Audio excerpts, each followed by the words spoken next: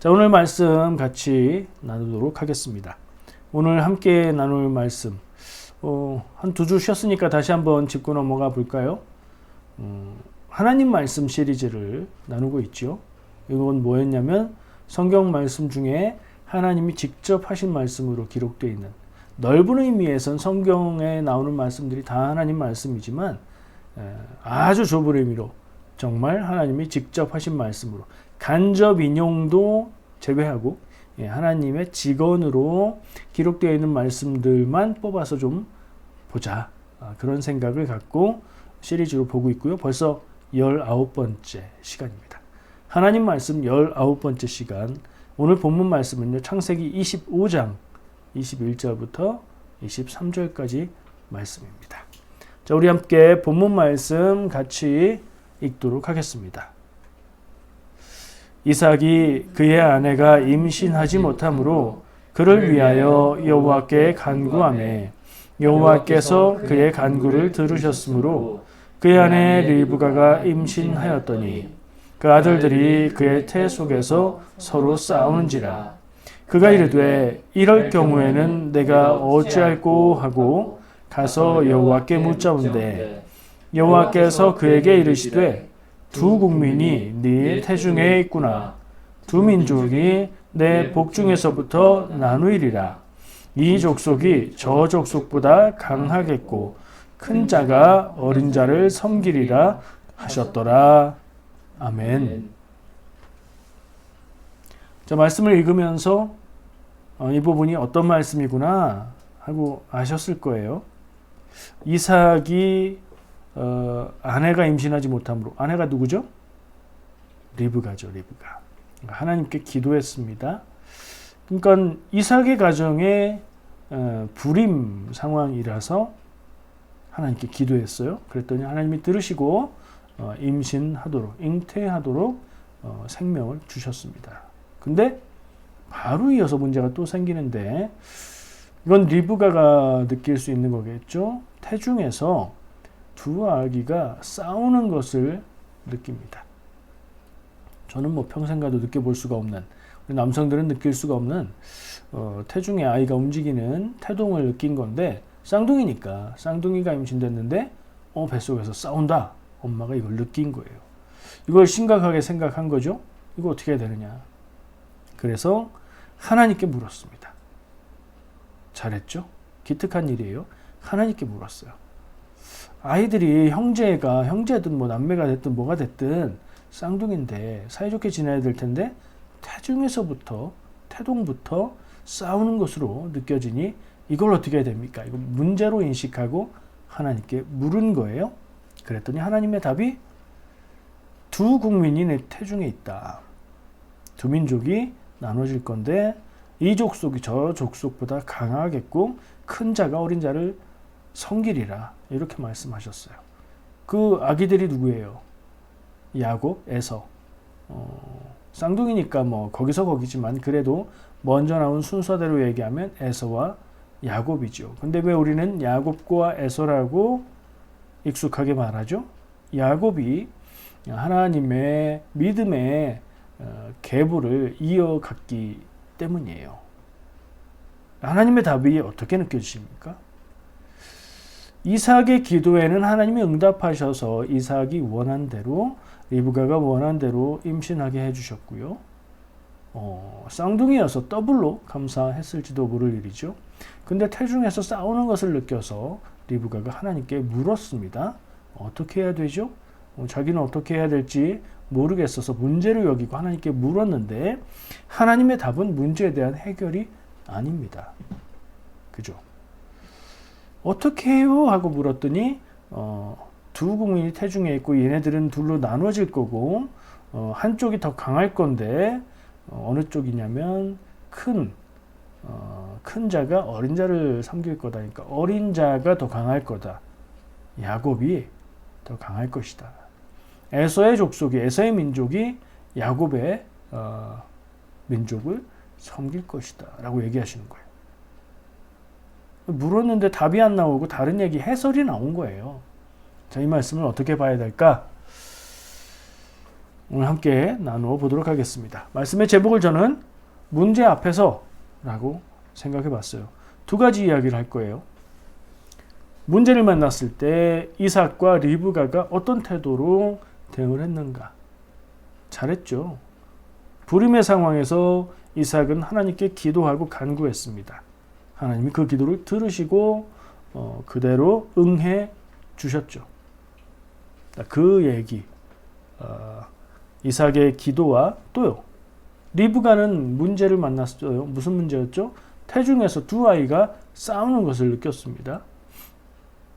하나님께 이것을 문제로 인식하고 하나님께 어떻게 하면 좋습니까? 라고 문제 해결, 문제에 대한 답을 구했어요. 잘한 거예요. 우리가 살면서 문제를 만났을 때 기도하고 어떻게 해야 될지 하나님의 뜻을 구하는 거 당연한 거죠. 이걸 먼저 얘기하고 싶어요. 그리고 또 두 번째 나누고 싶은 것은 하나님의 선택이에요. 왜냐하면 여러분 야곱과 에서라고 부르게 된 이유, 야곱이 믿음의 계보, 가문을 이어가기 때문이라고 했는데 왜 하나님은 야곱을 선택하셨을까요? 성경에 하나님께서 왜 야곱을 선택하셔서 믿음의 계보를 이어갔다라는 설명이 나오나요? 없습니다. 제가 알기로는 없어요. 어디 제가 모르는 데 있을 수도 있지만, 그리고 해석을 해보면 뭐가 나올 수도 있겠지만 직접적으로 이유를 얘기한 거는 없어요. 그럼 뭐예요? 이유가 있던가, 우리가 알 수 없는 이유가 있던가, 아니면 이유가 없는 거예요. 그 문제를 한번 같이 나눠보려고 해요. 두 가지 얘기할 겁니다. 첫 번째, 이삭의 기도, 리브가의 구함. 문제는 알고 계시죠? 예. 잘했다고 했어요, 둘 다. 기본적인 태도는 하나님의 백성, 그리스도인, 성도의 자세로 훌륭합니다. 문제를 만났어요. 문제 없는 인생이 없죠. 우리도 살면서 늘 문제를 만나요. 크고 작은 문제들, 사소하거나 아주 심각하거나 문제들 만나죠.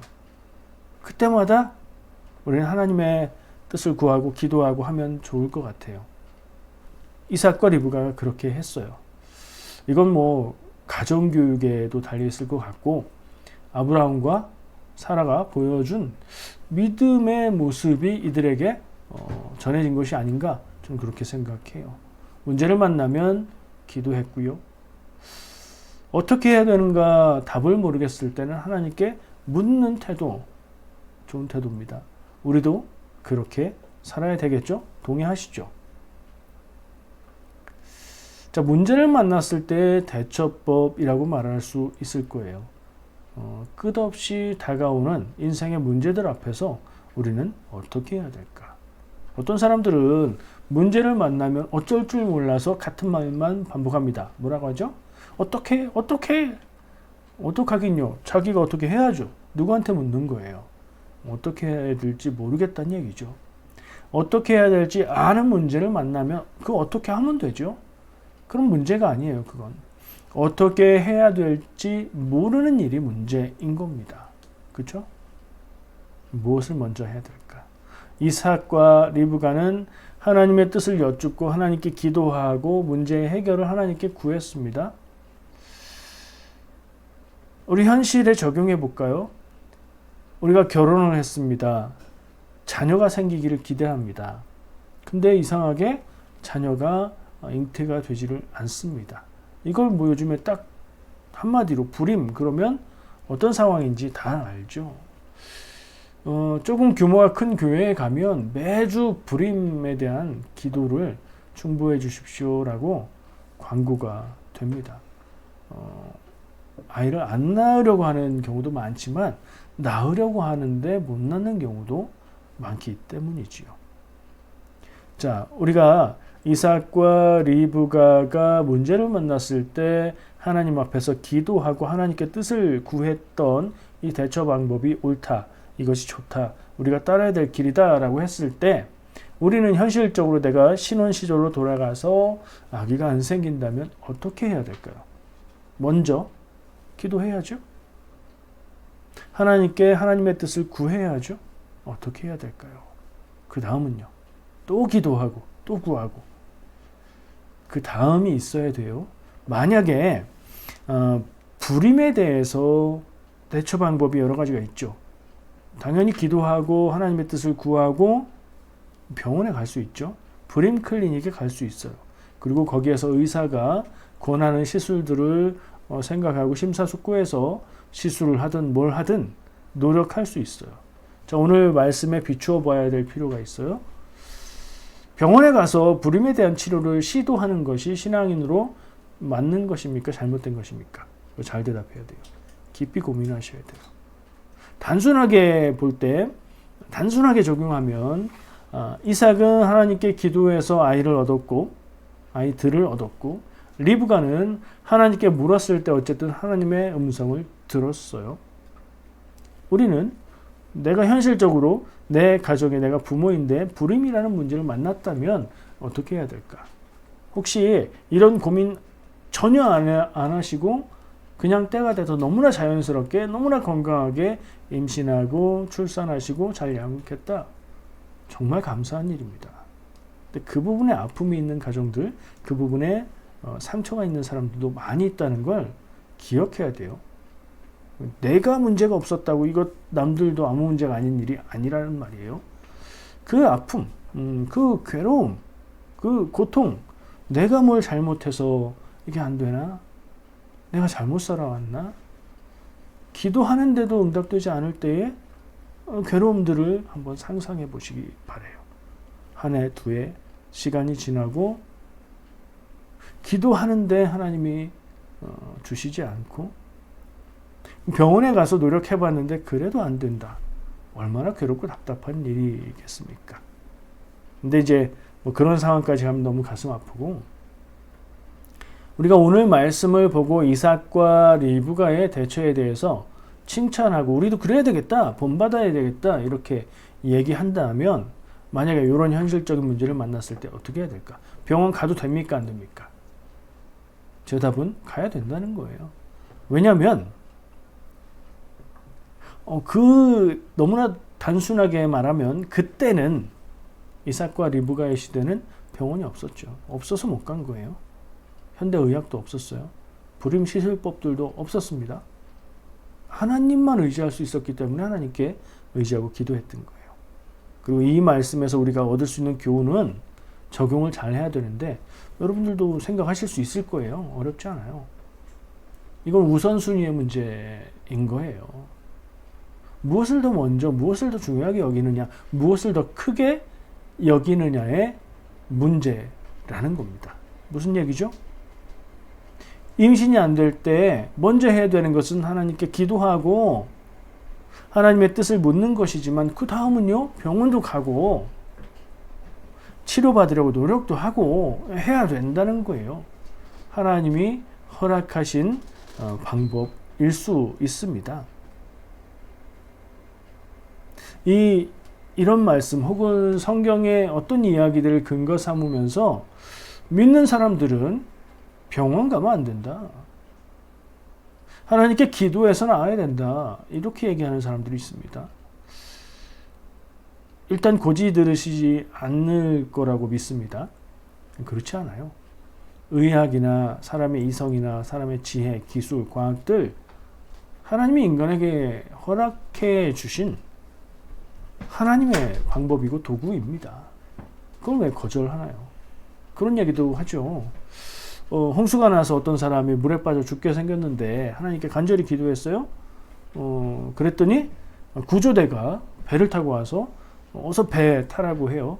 그랬더니 그 사람이 뭐라고 했대요? 아니요, 나는 하나님께 기도해서 하나님이 구해 주실 겁니다. 가세요. 그리고 안 탔대요. 하나님이 보내주신 배 아닙니까? 잘 생각해야 된다니까요. 성경을 해석하고 적용하는 게 다 이렇습니다. 그냥 단순하게 있는 말만 그대로 적용한다고 그게 하나님의 말씀 뜻대로 사는 게 아니에요. 뭘 말하는 거라고요? 문제를 만났을 때 대처법에 대해서 우리가 적용할 수 있는데 이 말씀, 이삭과 리브가의 반응을 우리가 신앙의 모범으로 보는 것은 우선순위의 문제라고요. 무엇을 먼저 할 것인가, 무엇을 더 중요하게 여길 건가, 무엇을 더 크게 볼 건가. 하나님께 기도하고 하나님의 뜻을 구하고 하나님의 뜻에 순종하려고 하는 게 첫 번째, 가장 큰 것, 가장 중요한 것이고, 그 다음에 다른 방법들로 노력하고 그 방법들 가운데 하나님의 능력이 함께 하시기를 기도하고 그래야 되는 거예요. 요거 잘못 이해해서 극단적으로 가면 어떻게 됩니까? 기독교에는 아무것도 안 해도 되는 거예요. 하나님의 은혜로 모든 게 다 되니까 노력할 필요가 없는 거예요, 인생. 힘든 공부도 할 필요 없고 하나님이 다 주실 거야. 직장에 다닐 필요도 없고 하나님이 다 우리에게 먹고 살 길을 주실 거야. 이게 정상적인 건가요? 아니죠. 그 방향으로 가면 안 돼요. 그래서 이 말씀을 읽으면서 우리가 그래, 아플 때는 기도하고 아기가 안 생기면 기도하고 모든 문제의 답은 하나님께 있으니 다른 방법은 필요 없고 기도면 된다. 기도가 모든 문제의 답이다. 라고 적용하는 건 은혜롭긴 하지만 정말 그렇게 사는 건 위험하다. 그런 생각을 잊지 마셔야 됩니다. 아무리 이렇게 말하는 사람이라고 해도요, 이런 식의 표현을 하는 분들이 계세요. 근데 실상을 보면 모든 것을 하나님의 뜻에 따르고 모든 것을 기도로 해결받는다라고 말하는 그런 사람들의 실상을 보면 다 그렇진 않겠지만 어쩌면 제가 본 경험으로는 좀 그런 경향이 있는 것 같아요. 자기 생각, 자기 뜻대로 하면서 실제로는 그렇게 하면서 그게 하나님의 뜻이고 그게 하나님의 응답이고 하나님의 음성이라고 말하는 사람들도 많이 있습니다. 옳지 않습니다. 자기 경험과 생각대로 행하면서 그것은 기도할 문제에서 제외시키고 자기 편한 대로 행하고 생각합니다. 잘 구분하실 것이 우리가 삶의 기본 자리에서 하나님의 뜻을 구하고 하나님께 기도하고 하나님의 뜻대로 살려고 애쓰는 그 목적을 하나님의 뜻에 두고 사는 것하고요. 말로는 하나님의 뜻대로 산다, 하나님께 기도해서 모든 문제를 해결받는다 하면서 그것들을 자기가 원하는 것을 얻고 이루는 도구로 사용하는 건 전혀 말과 반대되는 일이라는 거. 본질은 그 중심이 어떻냐, 그것이라는 점을 기억해야 될 필요가 있습니다. 그래서 정리하면 이삭과 리브가의 가정은 일단 문제 앞에서 하나님께 기도하고 살아가는 믿음의 가정으로 좋은 모범이 됩니다. 우리도 다 이렇게 살아가야겠습니다. 여러분 삶에 문제가 있으십니까?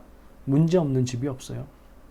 여러분 집에 문제가 있다고 우리만 왜 이럴까? 걱정하지 마세요. 다 있어요. 다 갖고 있는데 각각 다르게 대응하고 그러는 거죠. 지금 시대의 믿음의 가정이라면 기도하고 하나님의 뜻을 구하고 병원도 가고 건강을 챙기고 상담도 받고 전문가도 만나고 그렇게 해야 된다고요. 병이든 불임이든 어떤 다른 문제든 재정적인 문제도 마찬가지고요. 그래야 된다고요.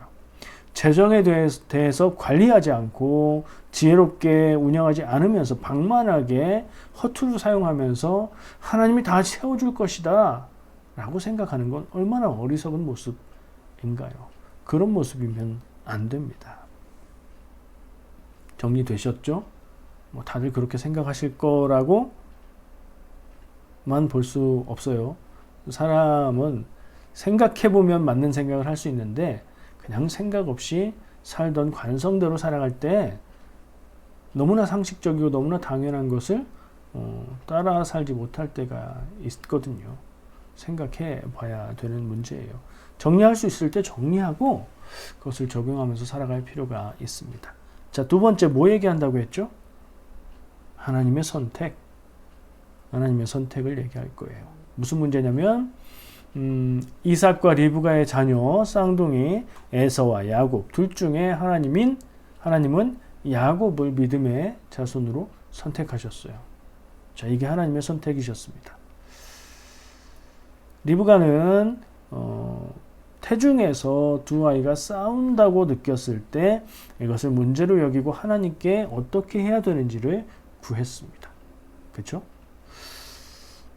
근데 하나님의 답은 아까 읽은 대로 그렇다. 다시 한번 읽어볼까요? 여호와께서 그에게 이르시되 두 국민이 네 태중에 있구나. 두 민족이 내 복중에서부터 나누이리라. 이 족속이 저 족속보다 강하겠고 큰 자가 어린 자를 섬기리라. 무슨 얘기예요? 하나님 얘네가 싸워요. 어떻게 해요? 라고 했더니 둘로 갈라질 거야 얘네들은. 근데 세력이 한쪽이 강해서 한쪽이 섬길 건데 큰 아이가 작은 아이를 섬길 거야. 이게 무슨 얘기죠? 해결해 주세요 했더니 해결해 주시지 않고 이럴 거야, 이런 거야 라고 말씀하세요. 어떻게 받아들여야 되나요? 제가 볼 땐 하나님 말씀이 그냥 두어라 하는 말씀으로 들립니다. 그 문제 아니다. 그냥 두어라. 이건 내 뜻이다 라고 말씀하시는 것 같아요. 그렇게 단정하고 규정하잖아요. 하나님 말씀이. 그죠? 형제가 갈등하고 반목하고 갈라서고 따로 길을 가는 건 아름다운 모습은 아니에요. 그건 분명합니다. 그렇지만 우리가 살아가는 삶의 현실의 장에서는 어쩔 수 없는 일들도 있습니다. 순진하고 순수한 마음에 모두가 다 행복하고 모두가 다 좋은 관계고 모든 일이 다 잘 되면 좋겠다 생각하지만 그런 인생은 세상에 없습니다. 본문 말씀은 이 에서와 야곱의 갈등 문제를 하나님의 뜻으로 받아들여라. 하나님은 야곱을 선택하셨다라고 얘기해 주고 있는 것이라고 저는 읽어진다고요. 살면서 만나게 되는 문제들, 이거 잘못된 거 아닌가 싶은 문제들을 하나님의 뜻을 구해보면 어쩌면 우리도 이런 답을 들을 수 있을지 모르죠. 어쩌면 뭐 해결해 주실 수도 있고 길을 찾도록 지혜를 주실 수도 있고 근데 답이 없어서 계속해서 기도하고 묻고 말씀을 묵상하고 하다 보면 이것이 하나님의 뜻인가? 라는 생각이 들고 그것을 받아들였을 때에 이것이 하나님이 내게 원하셨던 일이었나 보다 하게 될 수도 있죠. 우리가 인생을 살면서 문제를 만났을 때 문제라고 생각되는 일들을 만났을 때 노력해서 해결하고 노력해서 가꾸어야 할 것들이 있고요. 어쩔 수 없어요. 안타깝고 마음 아프지만 어쩔 수 없어서 그저 받아들여야 하는 일도 있는 것 같아요. 어떻게 생각하십니까? 어떤 일들이 막 떠오르십니까?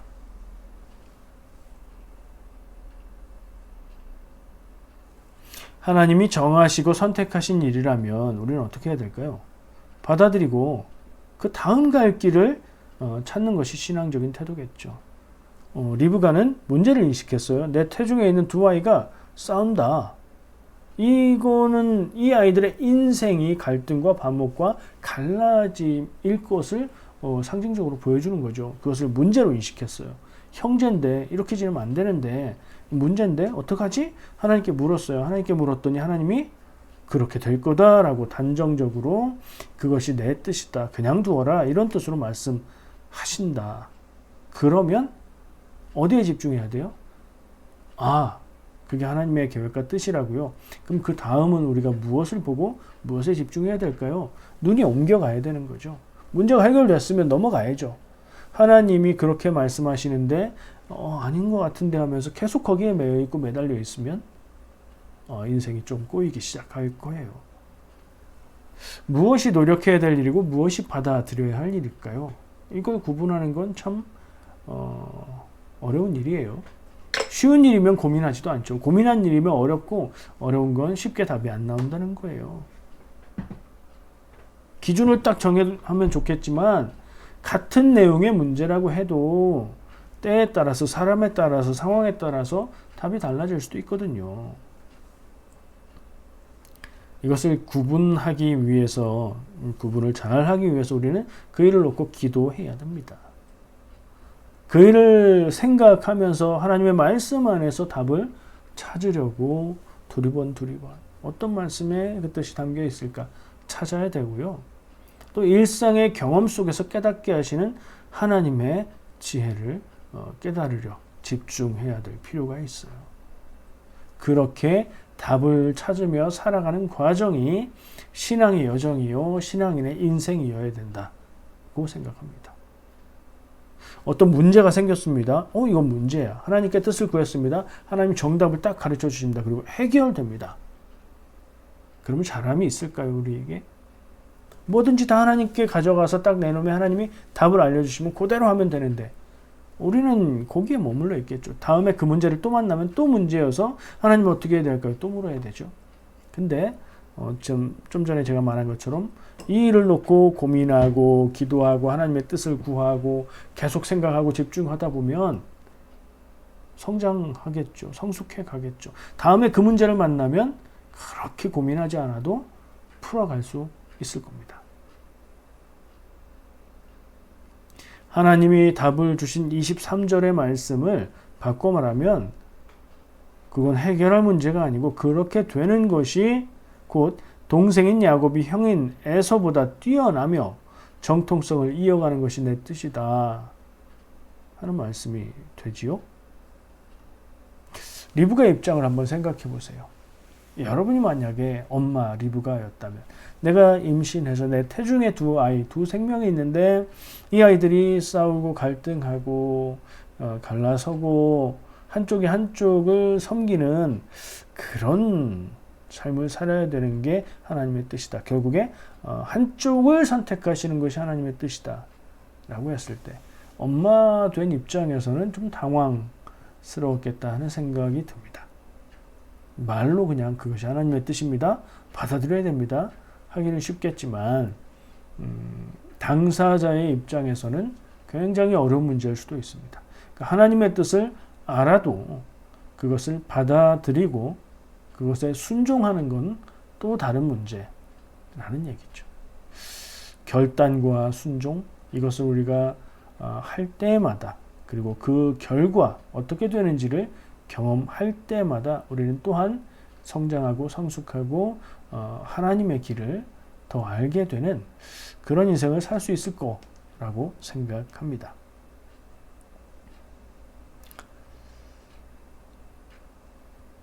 이 말씀의 교훈은 문제가 있으면 하나님께 기도하고 하나님의 뜻을 구해라가 아닐 수도 있다는 생각을 해봅니다. 아까 얘기했죠. 아까 문제가 있으면 이삭처럼 기도하고 리브가처럼 하나님의 뜻을 구해라. 그건 당연한 거고 이 말씀이 전하고자 하는 바 메시지의 핵심은 그게 아니라 하나님은 그게 아니라 다른 것일 수도 있다 하는 생각을 해보는 거예요. 그래서 계속 질문해 봅니다. 하나님은 왜 에서가 아닌 야곱을 택하셨을까? 얼른 나오는 답은 야곱은 하나님 보시기에 선하고 에서는 하나님 보시기에 악하기 때문에. 맞나요? 야곱이 하나님 앞에 선하게 살았나요? 그렇게? 성경 말씀 자세히 읽어보세요. 에서가 하나님의 뜻에서 벗어나 산 건 확실해요. 야곱은요? 야곱도 하나님 앞에서 그리 선하지 않았습니다. 정말 믿음 없고 자기 노력으로 모든 것을 해결하려고 하고 할 수 있는 모든 수단을 동원해서 하나님께 기도하고 우상도 섬기고 그럽니다. 그건 하나님을 온전히 믿는 믿음이 아니죠. 그럼에도 불구하고 하나님은 야곱을 선택하셨다. 상대적으로 비교해서 조금 그래도 야곱이 나아서 선택하셨을까요? 모르겠습니다. 성경을 읽어봐도 하나님이 왜 야곱을 선택하셨는지에 대한 답은 안 나오더라고요.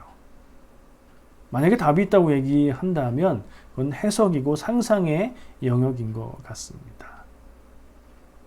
제가 늘 하는 말을 다시 적용해 보죠. 성경은 필요한 것, 중요한 것은 언급하고요. 성경은 필요 없는 것, 중요하지 않은 것은 말하지 않습니다. 하나님이 왜 에서가 아닌 야곱을 선택하셨을까? 그 이유가 중요했다면 단서가 있었을 겁니다. 그렇다면 그 논리를 따르면 그 부분은 중요한 게 아니에요. 그렇다면 뭐예요? 이유가 중요하지 않으면 그냥 하나님이 선택하셨다는 게 중요하다. 이렇게 전개가 돼야 되죠. 사람의 생각과 다른 하나님의 뜻. 다시요. 사람의 생각과 다른 하나님의 뜻. 이것을 전하는 게 핵심이 아닐까? 이 말씀 안에서 보아야 될 것은 그것이 아닐까 하는 생각이 들었습니다. 무슨 얘기죠? 리브가는 태중에 있는 아이들이 관계가 좋고 서로 사랑하고 협력하고 하나가 되어야 된다는 생각을 했을 겁니다.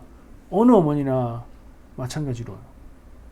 근데 하나님은 아니, 그 아들들은 갈라질 거고 그 둘 중에 하나를 내가 선택할 거다 라고 말씀하고 계신 거죠.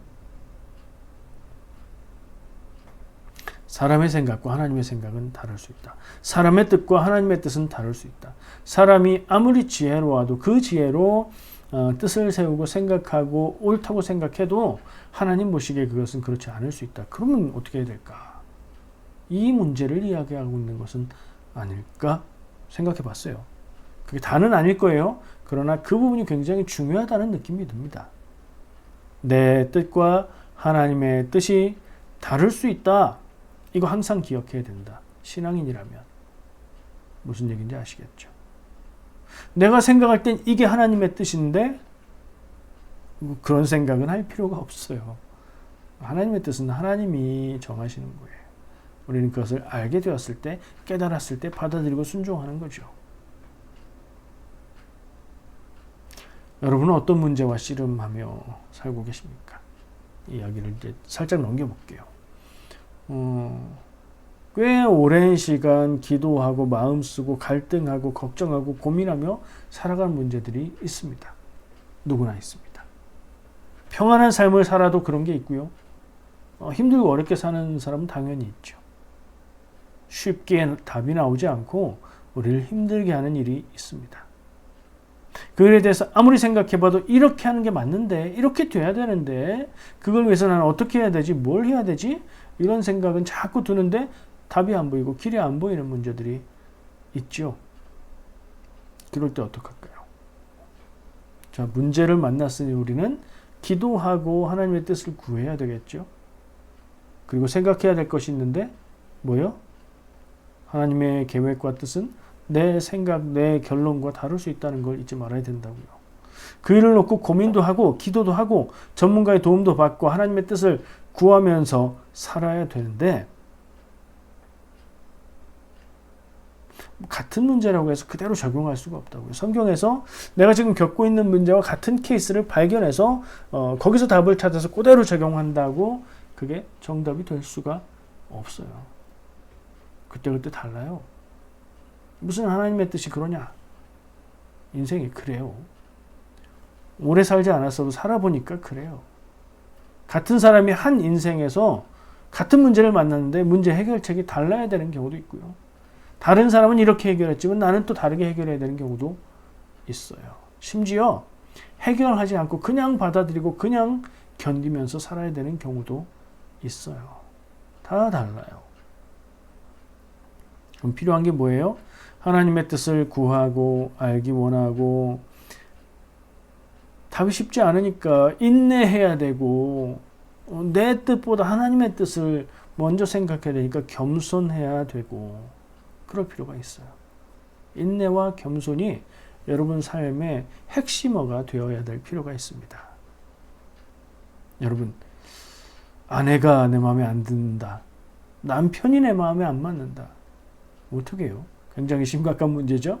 야, 이거 마음대로 안 되고 내 뜻과 다르고 진짜 마음에 안 드는데 확 이혼해 버릴까 하는 생각이 들 수도 있어요.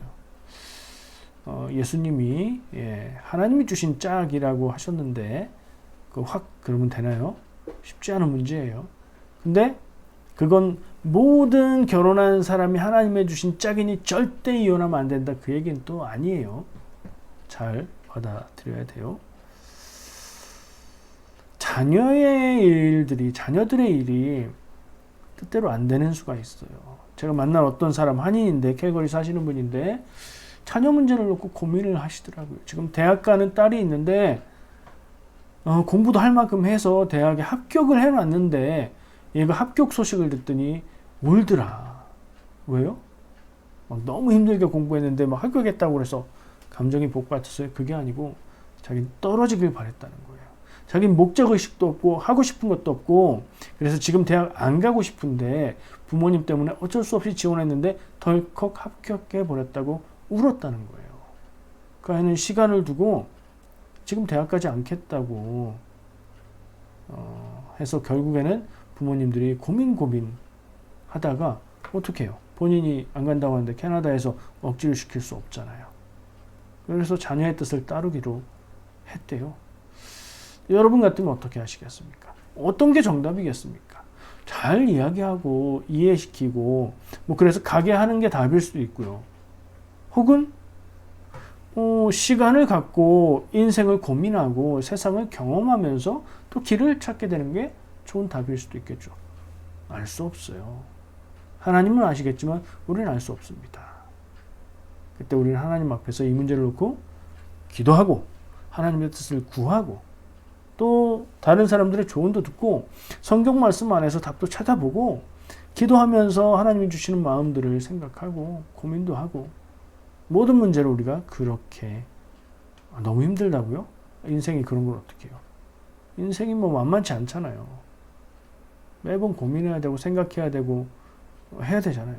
그런 때에 우리는 그 고민과 그 갈등과 그 기도와 하나님의 뜻을 구하는 일들을 치열하게 해 나갈 때에 성장하고 성숙하고 지혜로운 삶을 살게 될 거다. 저는 그렇게 생각해요. 문제 해결이 핵심이 아니라 어떻게 문제를 받아들이고 어떻게 대하며 살아가느냐, 그것이 우리의 삶의 질을 다르게 만들 것이다. 그렇게 생각해요. 직장이나 사업의 일이 계획대로 안 될 때 똑같아요. 마음대로 뜻대로 계획대로 되는 인생 없잖아요.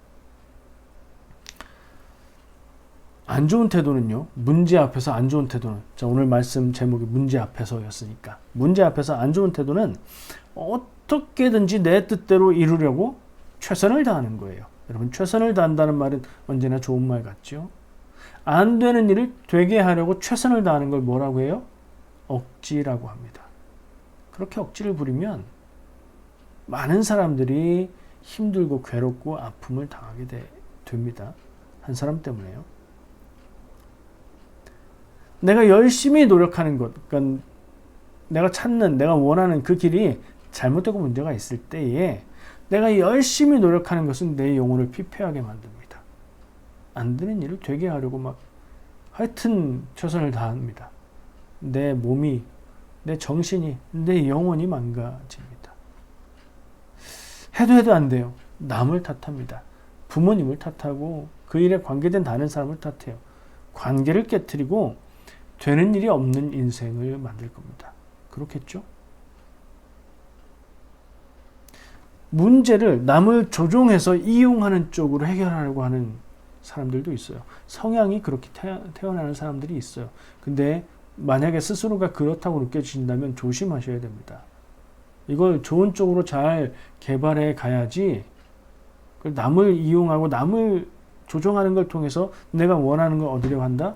이건 굉장히 심각한 길로 갈 수 있어요. 하나님 앞에 범죄의 길로 갈 수 있고요. 세상에서도 범죄로 갈 수도 있는 길이에요.